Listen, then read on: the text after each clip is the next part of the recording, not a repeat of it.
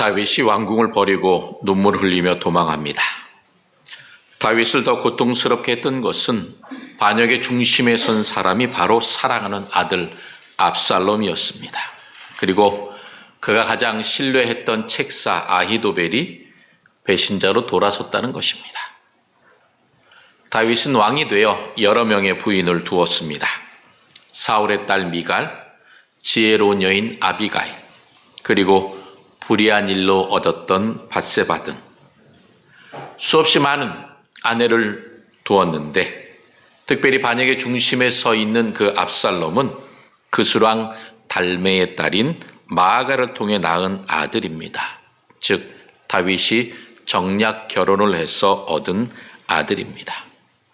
다윗은 정략 결혼을 하면 정치적으로 국가적으로 안전할 것이라고 생각했습니다. 다행히 그 그술 왕가와 결합해서 주변 민족들을 제압함으로 잘 되는 것 같았습니다. 그러나 그것은 하나님께서 원하시는 일이 아니었습니다. 결국 압살롬의 누이 다말을 압살롬의 형 암놈이 연모하면서 강제로 범하는 사건이 벌어지게 됩니다.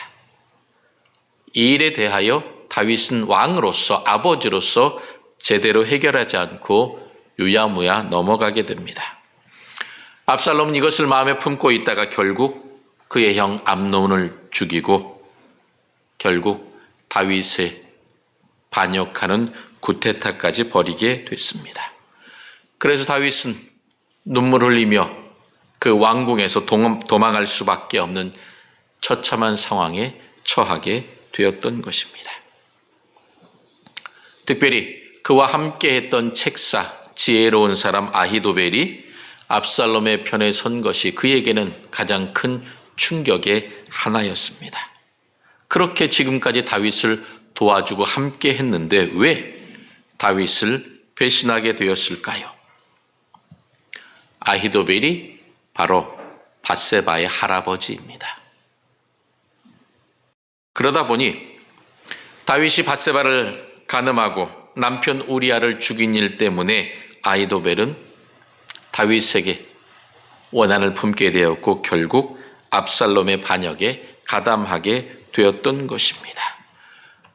특별히 이 아히도벨은 압살롬에게 뭐라고 충고하냐면 아버지 다윗의 후궁을 범하십시오. 취하십시오. 그러면 사람들이 당신이 정말 이스라엘의 왕이라고 하는 것들을 인정할 것입니다라고 충고하였고 압살롬은 그 말을 받아들이게 되었던 것입니다. 이러한 처참한 상황이 이스라엘 땅에 벌어지게 되었고 그것을 보면서 다윗의 마음은 어떠했을까요? 다윗은 두려움과 염려와 좌절에 빠지지 않았습니다. 오히려 하나님께 집중하게 됩니다. 그래서 오늘 우리가 함께 읽었던 이 시편 55편은 바로 이 사건, 압살롬이 반역하고 다윗이 도망했던 그 사건을 배경으로 기록하고 있는 시편입니다. 이러한 상황에서 다윗이 얼마나 힘들었는지, 다윗의 그 처참한 심경들이 시편 55편에 하나하나 기록되어 있습니다. 그래서 아들로부터 배신을 당하고 백성들로부터 쫓김을 당하고 가장 신뢰했던 친구이자 책사였던 아히도벨의 배반마저 그에게 큰 고통과 아픔으로 다가왔습니다. 그럼에도 불구하고 다윗은 뭐라고 고백합니까? 오늘 22절에 우리가 함께 읽은 대로 내 짐을 여호와께 맡기라, 이렇게 말합니다.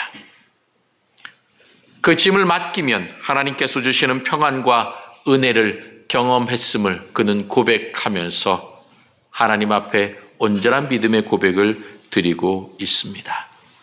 사랑하는 성도 여러분, 여러분의 인생의 짐은 어떤 것들이 있습니까? 나는 짐 없이 너무나도 편하고 즐겁고 행복하게 살아갑니다라고 자신 있게 말할 수 없는 사람은 아마 한 사람도 없을 것입니다. 각자 자기 삶에 이 모양 저 모양으로 겪는, 그리고 짊어지고 가야 하는 짐들이 있습니다. 특별히 우리가 살아가면서 짊어지게 되는 짐과 고통은 너무나도 다양합니다. 믿었던 사람들에게 받은 배신감, 그러므로 깨어진 관계 속에서 오는 고통, 경제적인 어려움, 자녀들의 문제, 그리고 해결되지 않는 건강의 문제, 반복되는 죄의 유혹, 신앙생활 잘하고 싶은데 왜 이렇게 침체가 돼서 내가 신앙생활에도 기쁨이 없고 힘든지 알 수 없습니다라고 하는 침체감, 그리고 가장 중요한 것은 미래에 대한 불안감. 내가 정말 열심히 하는데 왜 앞날에 기쁨이 그리고 희망이 제대로 보이지 않는지 불안해합니다. 이러한 수없이 많은 짐 때문에 때로는 잠을 설치고 밥을 먹어도 소화가 안 돼서 얹히고, 그리고 내 얼굴에 기쁨과 즐거움이 아니라 늘 근심의 우울감이 우리들을 채우고 있을 때가 참으로 많습니다. 그래서 그 고통과 아픔 가운데에 다윗의 오늘 시편 55편 6절처럼 나에게 정말 비둘기처럼 날개가 있다면 날아가서 편히 쉬리로다 하는 그러한 고백을 하고 싶은 모습들이 여러분에게 있을 것입니다. 이러한 고백, 아픔, 슬픔 속에서 우리가 그 짐을 감당하려고 애쓰지만 우리 힘으로는 그 짐을 영원히 짊어질 수도 없습니다. 해결할 수도 없습니다. 그래서 지치고 절망합니다. 절망하고 지치는 바로 그곳에서 우리는 다윗이 과연 어떠한 행동을 했는지 살펴보고 새롭게 힘을 얻고 한 걸음 한 걸음 나가야 합니다. 다윗이 그 고통의 순간에, 특별히 사랑하는 아들과 가장 절친했던 친구로부터 당했던 배신의 그 순간에 다윗이 어떻게 다시금 시작을 하게 됩니까? 17절에 이렇게 고백합니다. 저녁과 아침과 정오에 내가 근심하며 탄식하리니 여호와께서 내 소리를 들으시리로다. 다윗은 그 고통과 아픔이 가득한 그때에 불평하거나 원망하거나 시기 질투하고 죄의 길로 가지 않았습니다. 다윗은 그 순간에 저녁과 아침과 정오에, 즉 하루에 3번 하나님을 바라보며 하나님 앞에 탄식했다라고 고백하고 있습니다. 탄식했다라고 하는 것은 무슨 말이냐? 바로 곤경에 처한 내 상황, 내 아픔, 내 슬픔, 내가 지금 제일 견디기 힘든 것이 무엇인지 그것들 하나하나를 하나님을 향하여 소리를 치며 하나님께 부르짖었다는 것입니다. 하나님, 내가 지금 너무나도 힘이 듭니다. 내 사랑하는 아들이 나를 배반했습니다. 그리고 함께 성전에서 하나님을 찬송하며 이스라엘을 든든하게 세워왔던 지혜의 사람, 책사였던 아히도벨이 나를 배반했습니다. 주님, 내 고통스러운 마음을 주님께서 받아주십시오. 하나님, 나를 위로해 주십시오. 다윗은 사람을 바라보지 않았습니다. 하나님을 바라보며 그 마음에 있는 고통과 아픔, 그리고 그 주변에 있는 모든 두려움과 염려와 걱정을 하나님 앞에 하나하나 다 아뢰었던 것입니다. 사랑하는 성도 여러분, 여러분은 갖고 있는 짐을 해결하기 위하여 무엇을 하고 계십니까? 불평하며 원망하며 그리고 세상을 바라보며 누군가 나를 도와줄 사람을 찾는 그러한 행동을 하고 있지는 않습니까? 우리는 그렇게 해서는 안 됩니다. 다윗처럼 하루에 3번 규칙적으로 하나님을 찾으시고 하나님께 부르짖으십시오. 내 마음에 있는 모든 것들을 하나님 앞에 다 하나하나 아뢰을 때에 하나님께서 내 마음을 위로해 주실 것입니다. 다윗은 뭐라고 고백합니까? 여호와께서 내 소리를 들으시리로다. 내가 하나님 앞에 고백하면 하나님께서 내 소리를 들을 것이다라고 그는 확신하면서 규칙적으로 하나님 앞에 간구하고 부르짖었습니다. 여러분, 왜 하나님께 간구해야 됩니까? 우리가 사람들에게 집사님만 알고 있어, 권사님만 알고 있어, 자기만 알고 있어, 그렇게 사람들에게 이야기합니다. 사람들에게 이야기하면 잠시 잠깐 내 마음은 편할지 모르지만 결국 어떻게 됩니까? 그 발 없는 말이 천리를 간다고. 자기만 알고 있어 했던 그 말이 동네 사람들이 다 알고 교인들이 다 알면서 결국 아유 맨날 저렇게 뒷담화만 하고 저렇게 불평불만하고 투덜투덜하니 잘 될 리가 있어? 그러면서 오히려 사람들에게 신의를 잃어버리고 오히려 속 없는 사람, 실 없는 사람이 되어버리고 맙니다. 그래서 사람들과의 관계가 더 고립되고 철저하게 무너지면서 더 깊은 상처를 받게 됩니다.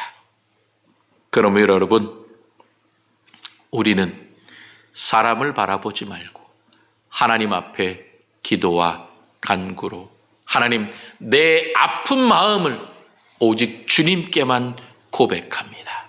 주님 받아주십시오라고 오직 하나님을 찾으시길 바랍니다.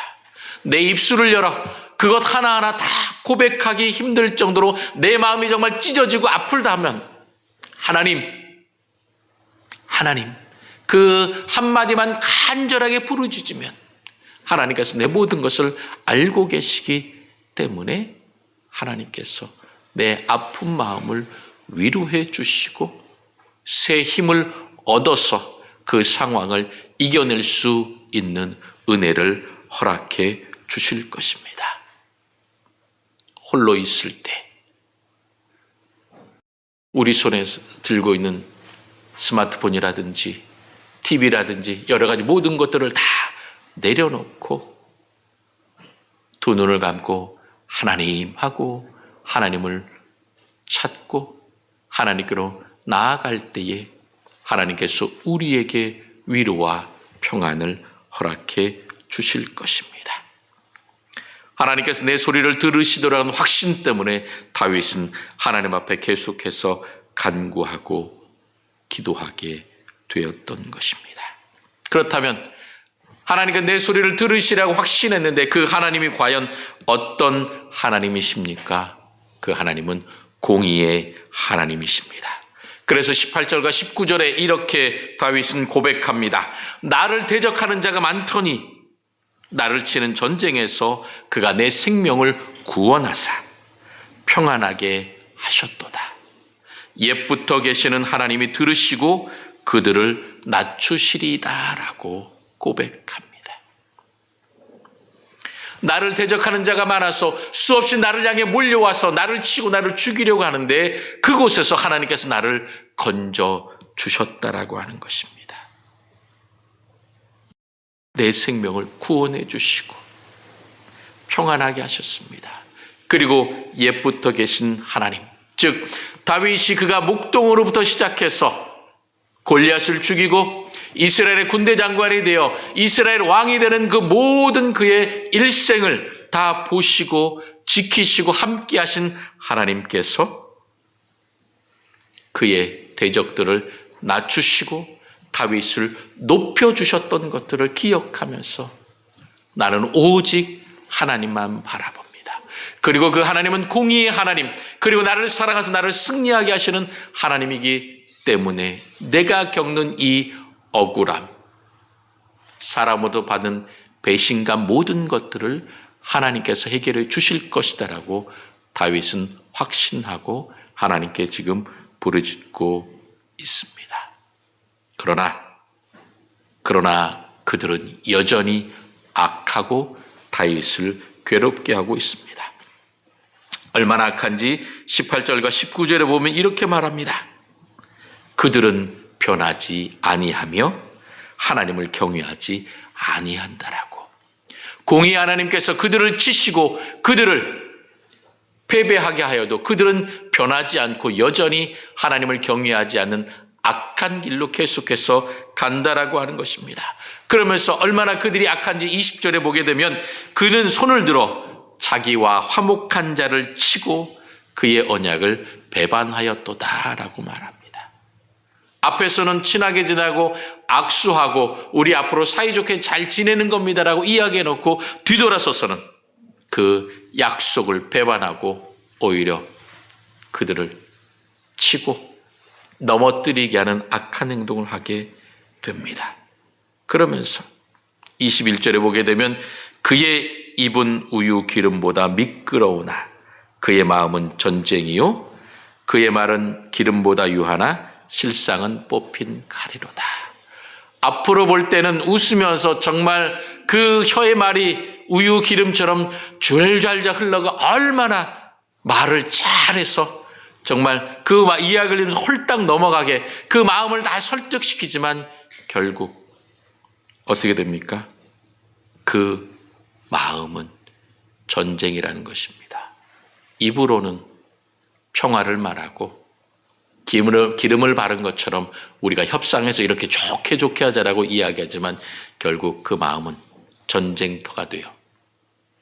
언제든지 내가 너를 찌르고 죽이겠다. 너의 모든 것을 빼앗겠다라고 하는 그 마음을 갖고 겉으로 말만 번지르르하게 지금 하고 있다라는 것입니다.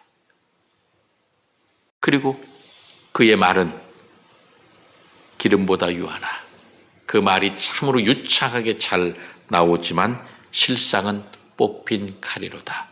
언제든지 너를 찔릴 수 있는 칼이 되어서 그를 찔러서 죽일 준비를 하고 있다라는 것입니다.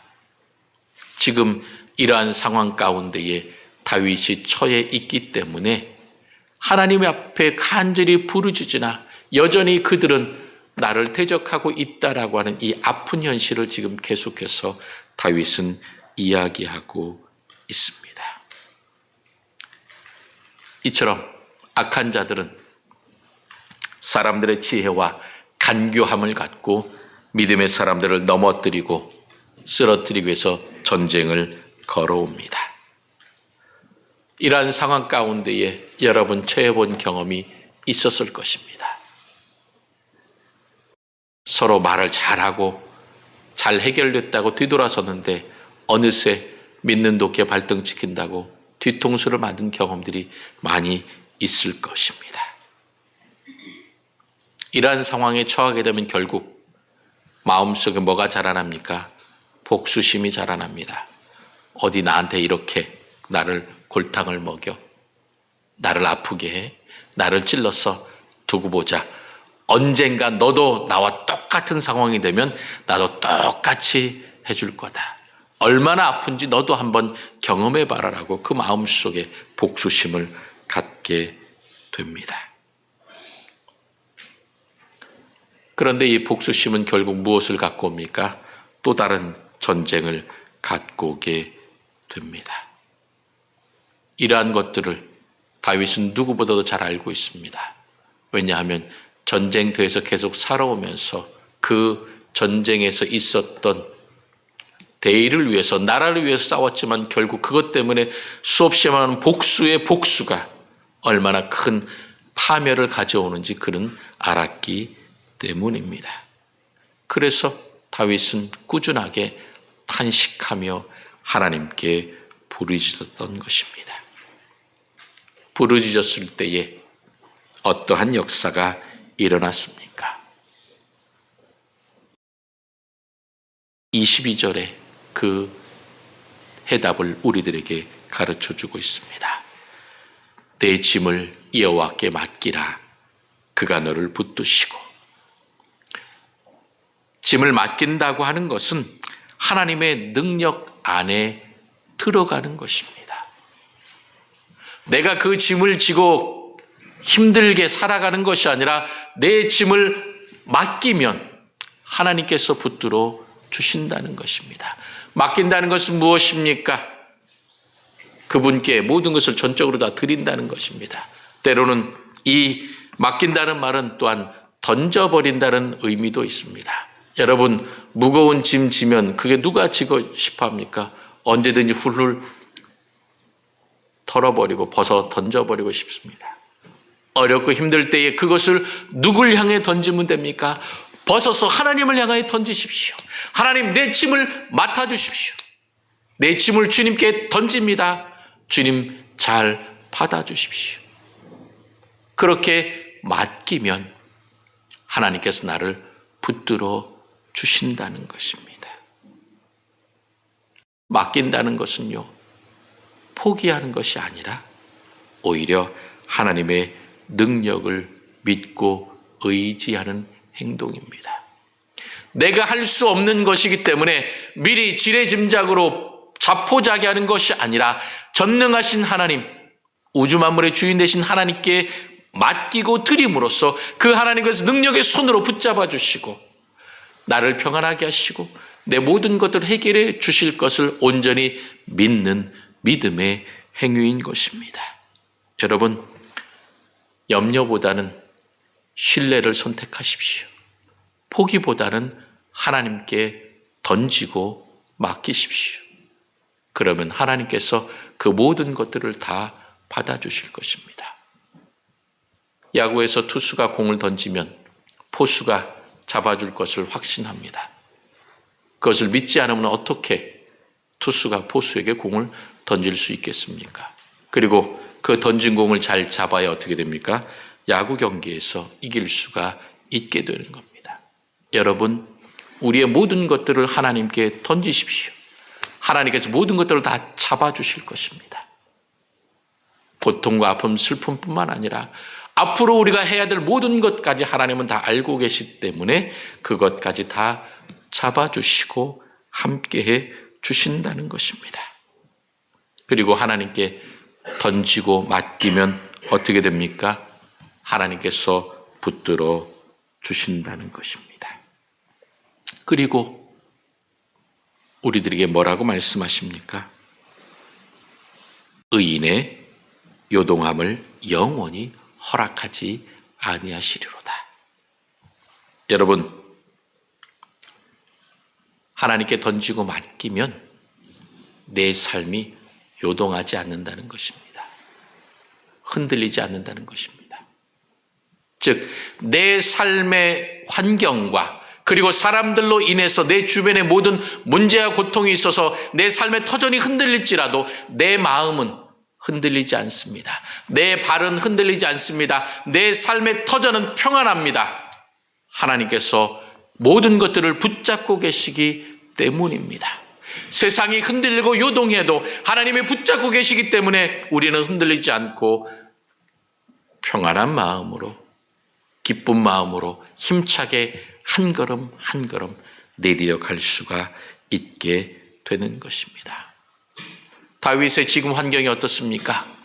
수많은 사람들의 반역과 배신으로 말미암아 그의 삶의 터전이 흔들리고 그 다윗 왕국이 흔들리는 가운데 있습니다.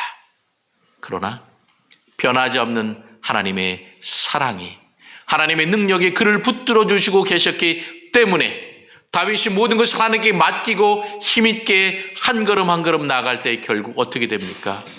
모든 반역을 다 평정하고 다시금 다윗이 왕위에 오르게 되었던 것입니다. 하나님께서 그 다윗의 터전이, 다윗의 왕국이 무너지는 것들을 허락하지 않으셨다고 하는 것입니다. 여러분, 지금 여러분의 삶의 터전이 흔들리고 있습니까? 두렵고 무섭고 안타까운 삶 가운데 있습니까? 근심과 염려와 걱정이 있습니까? 여러분, 흔들리지 마십시오. 요동하지 마십시오. 하나님께서 여러분의 삶의 터전을 끝까지 붙잡고 계시기 때문에 결국 여러분은 승리하게 될 것입니다.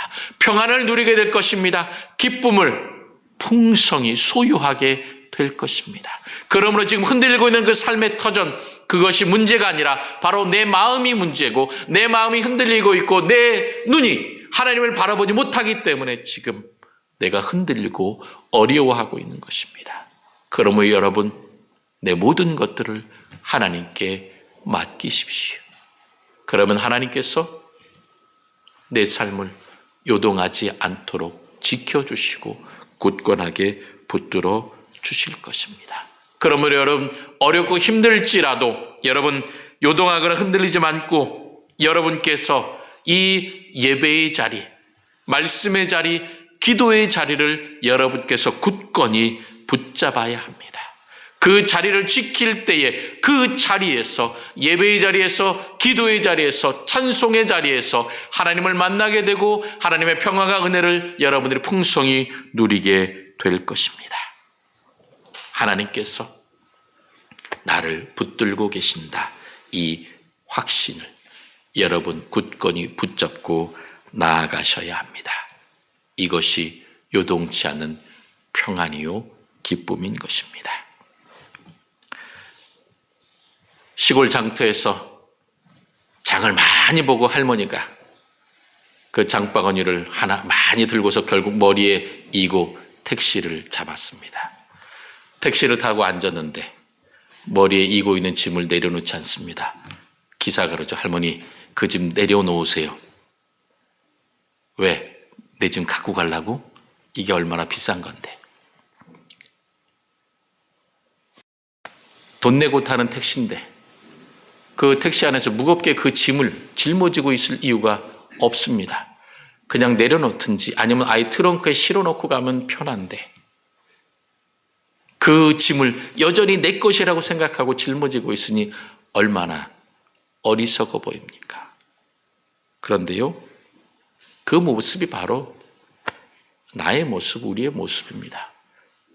하나님, 내가 어렵고 힘듭니다. 모든 것 주님께 다 맡깁니다. 라고 하나님 앞에 나와서 기도하고 찬송하고 예배해놓고 갈 때는 주섬주섬 보따리 다 싸갖고 갑니다. 아휴, 이건 또 어떡하나. 근심과 걱정으로 돌아갑니다.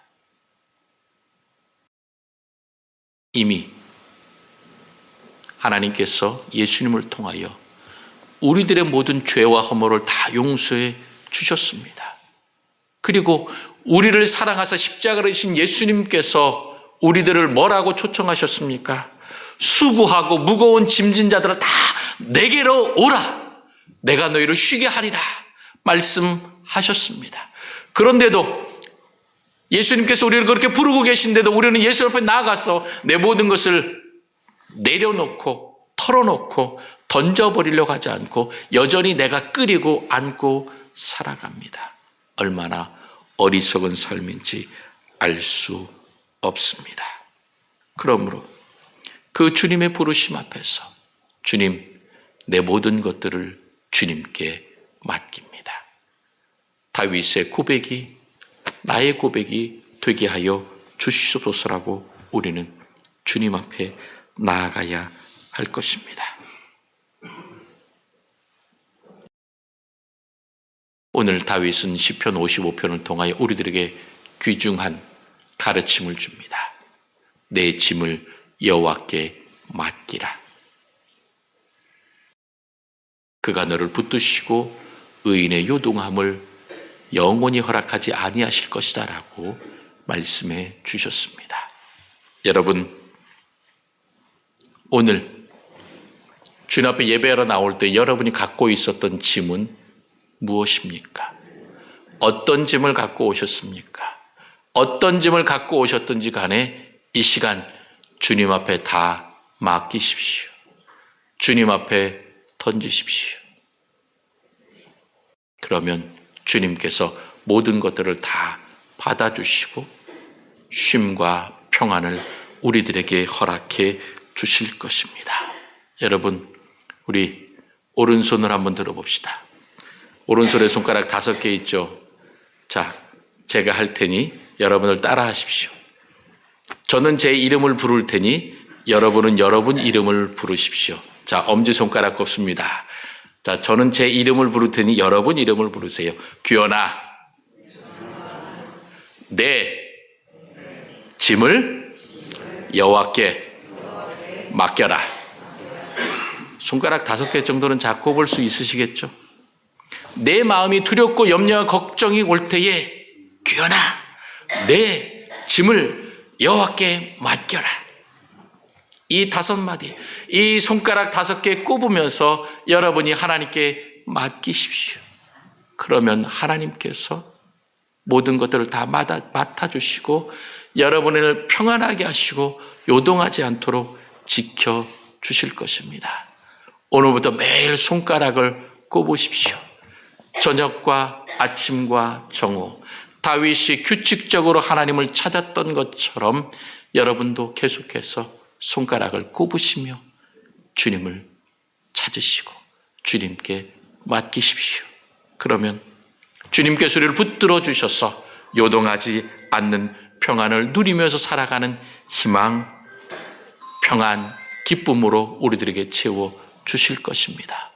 언제나 주님께 맡김으로 주님이 주시는 평안 가운데 늘 흔들림 없이 살아가는 복된 삶을 살아가시기를 주님의 이름으로 축원합니다.